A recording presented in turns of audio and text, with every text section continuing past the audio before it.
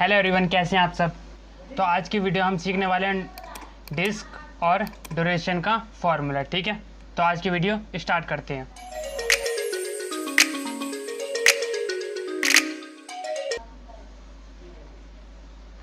तो सबसे पहले मैं एक डॉक्यूमेंट तैयार कर लेता हूं और मैं आप सबको बता दूं कि डिस्क और जो ड्यूरेशन है, इन दोनों का यूज़ हम जैसे कि तब करते हैं जैसे कि हमने अपना पैसा क्या लगा रखा है, शेयर मार्केट में लगा रखा है या कहीं इन्वेस्ट किया हुआ है, तब हम इन दोनों फार्मूले का यूज़ करेंगे। ठीक है, तो शुरू करते हैं और सीखते हैं इन दोनों फार्मूले कैसे यूज़ करेंगे। जैसे कि सबसे पहले आप देख सकते हैं सेटलमेंट डेट। ठीक है, तो मैं सेटलमेंट डेट मतलब कि कब मैंने शेयर मार्केट में इन्वेस्ट करना शुरू कर दिया, जैसे कि 12/8/2022 को मैंने इन्वेस्ट करना शुरू कर दिया था। ठीक है, और इसको एक मिनट जी, इसकी स्पेलिंग गलत हो रखी थोड़ी, इसको सही कर लेते स्पेलिंग को।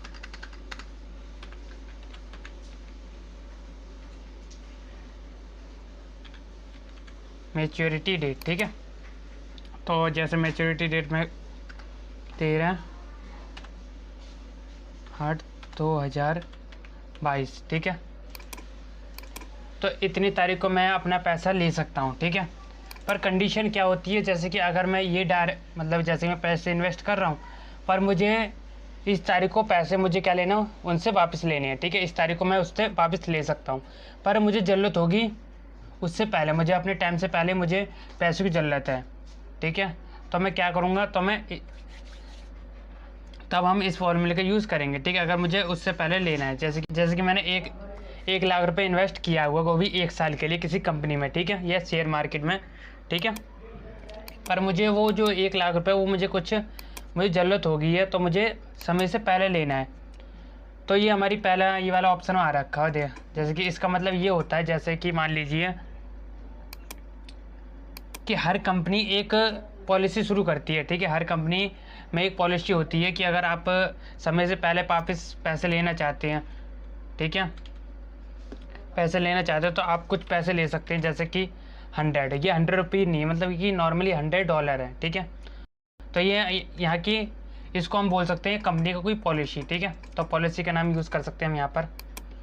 इसके बाद होता है बेसिक। ठीक है, तो ये हमें बताती है कि हम इतने, ठीक है, कभी ज़रूरत हुई तो हम इतने पैसे ले सकते हैं, मतलब कि $100, ना कि 100 रुपये। ठीक है, तो $100 है, ये याद रखना। इसके बाद होता है हमारा बेसिक। ठीक है, तो बेसिक में आप कुछ भी लगा सकते हैं, मान लीजिए 3 लगा दी बेसिक में। ठीक है, तो बेसिक में मतलब ये डेज़ होते हैं। ठीक है, तो 3 का मतलब होते हैं 365 दिन हमारे।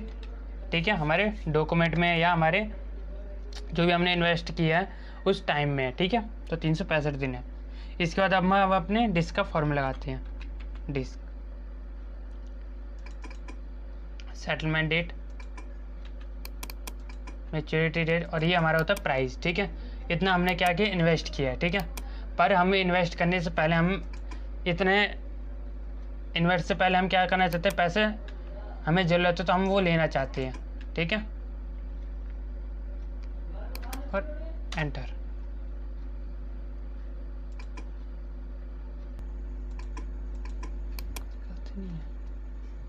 तो इस तरीके से हमारे डिस्क का फॉर्मूला लिखा गया। ठीक है, तो ये हमारी डिस्क की वैल्यू लिख चुकी है। ठीक है, इसी के साथ साथ अगर हम इन चीज़ों को थोड़ा बढ़ा लेते हैं, ठीक है, तो प्राइस को मैं 2 लाख रुपए रखता हूँ और इसको मैं थोड़ा और बढ़ा देता हूँ।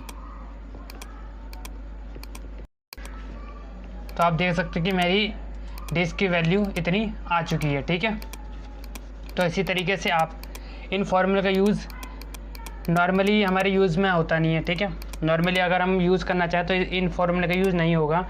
ये यूज़ तब होगा जैसे कि अगर आपने या आपके किसी चाहने वाले ने या किसी आपके दोस्त ने शेयर मार्केट में पैसा लगाया है, तो तब आप इस फॉर्मूले का यूज़ करेंगे। ठीक है, तो अब हम बात कर लेते हैं अपने दूसरे फॉर्मूले के बारे में। ठीक है, तो दूसरे फॉर्मूले हमें इन चीज़ों की ज़रूरत पड़ेगी। तो ये चीज़ क्या है अभी हम जानते हैं। तो सेटलमेंट डेट कब आप, ठीक है, पे करना चाहते हैं, 21 कब से हमने इधर इतनी तारीख से क्या करा, शुरू कर दिया। ठीक है, ठीक है। तो कूपन, जैसे कि मान लीजिए अगर आप साल में 1 बार या 2 बार या 3 बार पे करना चाहते हैं, तो जिस तरीके से हम साल में 2 बार या 3 बार पे करते हैं उसी तरीके से हमारा अगर हम शेयर मार्केट में लिया जाए तो उसको बोलते हैं कूपन। ठीक है। तो कूपन प्रतिशत में आता है, तो हम जैसे कि अपनी मर्जी से कुछ भी लगा सकते हैं प्रतिशत में, जैसे कि मान लीजिए 4.4% मैंने लगा दिया। ठीक है। इसके बाद ठीक है, इसके बाद होते हैं YLD। तो YLD असल में क्या होता है? YLD होता है जैसे कि अगर आप ठीक है टाइम से पहले ले रहे हैं तो वो कितने % में आप ले रहे हैं। ठीक है। तो जैसे कि मान लीजिए 5% में आप ले रहे हैं। ठीक है। इसके बाद होती है हमारी फ्रीक्वेंसी आपको बताया था, इस फ्रीक्वेंसी होती है साल में 1 बार या 2 बार या 3 बार लेना। तो मान लीजिए आप साल में 1 बार ले रहे हैं।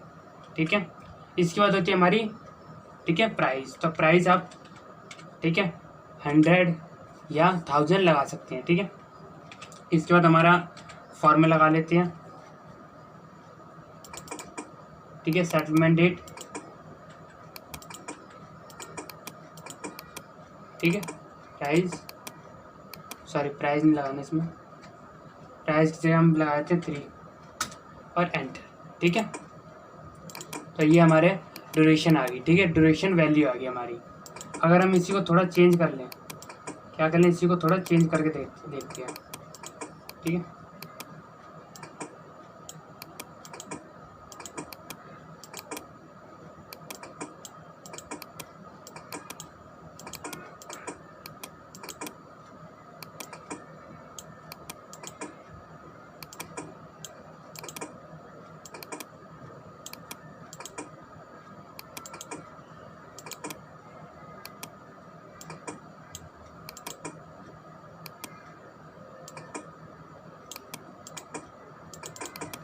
तो 3 हमारा बेसिक में लगता नहीं, हमारा 3 नहीं लगता, 4 लगता है। ठीक है। तो ये हमारी कुछ वैल्यू हो जाएंगी ड्यूरेशन की। ठीक है। तो इसी तरीके से आप समझ गए किस तरीके से हम शेयर मार्केट में इस चीज़ का यूज़ करेंगे। ठीक है। तो ये नॉर्मल लाइफ में इसका यूज़ नहीं होगा। ठीक है। अगर आप शेयर मार्केट के होल्डर हैं तो आपको ये चीज़ें ऑफकोर्स आती होंगी सारी। ठीक है। अगर नहीं आती हों तो आज की वीडियो में आप थोड़ा मोड़ा बेसिक चीज़ें यहाँ पर सीख चुके होंगे। ठीक है। तो इसके बाद आते हैं हमारे ये वाले फर्स्ट और फोर्थ फार्मूले क्लियर हो चुके हैं। इसके बाद आते हैं हमारे 2 फार्मूले। ठीक है। तो ये किस तरीके से यूज़ होंगे मैं अभी आपको दिखाता हूँ।